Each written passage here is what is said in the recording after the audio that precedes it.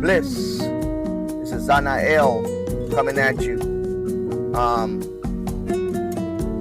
Just thinking about some things and always, having thoughts on different ways of thinking. And I was listening to this station called Common Sense Crypto Channel, and the brother name that does it is named Rich. And it's funny, I was thinking about this last night, and I was going through, definitely go through ups and downs when you're investing and when you're doing things and when you're, all things that you're doing. If you're trying to do something that elevates you and elevates your being, it's going to be challenging.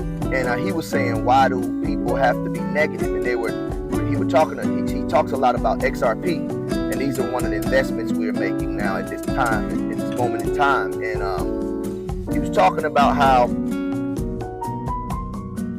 these people were saying, just wait until 2028, come back in 2028 to make money off XRP, because the market is going into a bear market. It's not in a bull market anymore. He said, why do they do that? Why are they so negative? I thought about it. I said, man, in order for you to receive something so positive, there has to be balance. So there's going to be negativity. But the whole thing is, and this is what I was saying when I first started about how you have challenges. The whole thing with all of this is to be able to handle those challenges. I just did a workout, and I hadn't been working out every single day. And this particular workout is capoeira, so you're on your hands a lot. You're doing a lot of, movements that require a lot of, I don't know if you want to say strength or,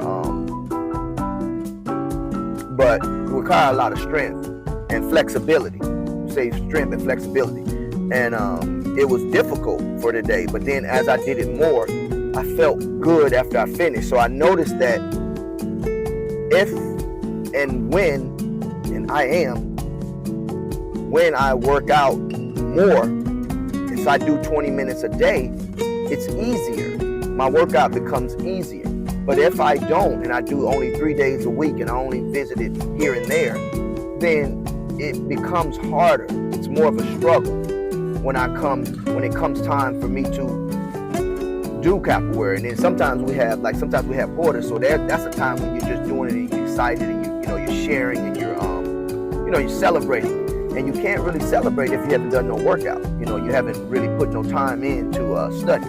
So the same thing with anything. It's like, and what I'm talking about today is how Rich talked about it being negative that they put out that kind of information. But this society we live in is so negative that it's constantly being put out. And then we latch on to the negativity a lot of times in our society, because people look for bad things to happen because they look at the news, they watch all this stuff, and it's always negative. It's always something negative. They don't give you a positive outlook on, the news and things that, if they tell a story, they don't give you the full story. They always give you partial stories, and they say, well, this person killed this person. They don't tell you the reason this person killed this person, or what happened, or what really happened. And it's imperative that we study at a level that we start getting a better balance and understanding of these things. And when it comes to crypto, you have to be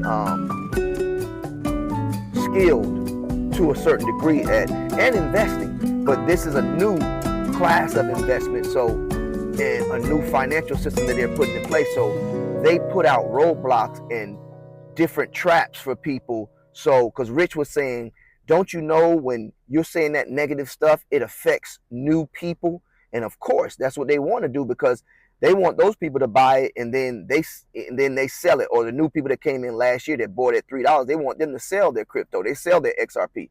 And then another point, I heard a transmission last night on Bitcoin and how all these different countries are buying Bitcoin. And it was real, I don't know the word for it, but it was real,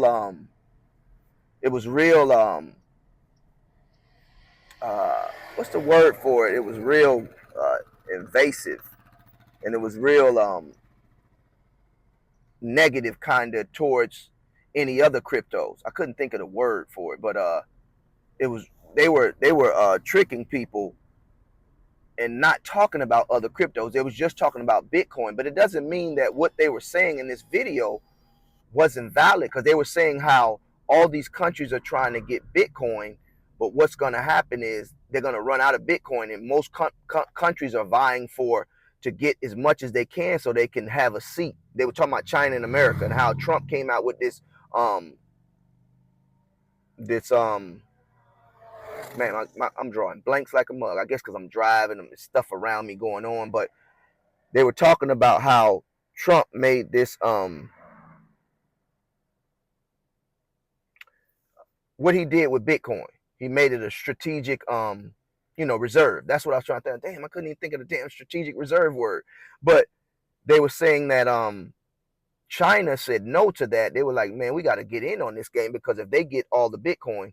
But what my point is this: they never talked about any other cryptos besides Bitcoin. They didn't say anything about XLM, XRP, XDC, HBAR, Quant. Quant is the glue for the whole system. XLM is cross-border payments for everyday people and everybody at a cheap rate. You could send XLM for a cheap rate, just like you could do XRP, and it's for more like big corporations, XRP. And then, see, what I started thinking is they don't mention these coins, but what if they buy these coins up at this cheap rate that they are now? And then a couple to that, I just listened to another transmission. Oh no, I think Rich said it. He said how in 2016 they were buying XRP. $300 will get you 75,000 XRP. Now today, XRP, you can't. It's like $1 or $2 right now. I mean, it's like $2 right now, but it was $3 a few weeks back, 3-4 weeks back. It was almost $3, and then for 3 or 4 months, it was $3, and then before that, for a year, it was 50 cents. So this is my whole point. The way they play this game with your mind, and they'll get your XRP, your XLM, your different cryptos from you, when in the future they could be worth $1,000, $500, $50 a coin. You know what I'm saying? It'll go up in increments, just like Bitcoin did. Bitcoin started at less than a penny, and then it moved up over time, and in the span of time, as they were laying the groundwork and the railroads for the new infrastructure of the financial system. So the thing I'm saying here is that we have to study, we have to learn how to play this game, this financial game.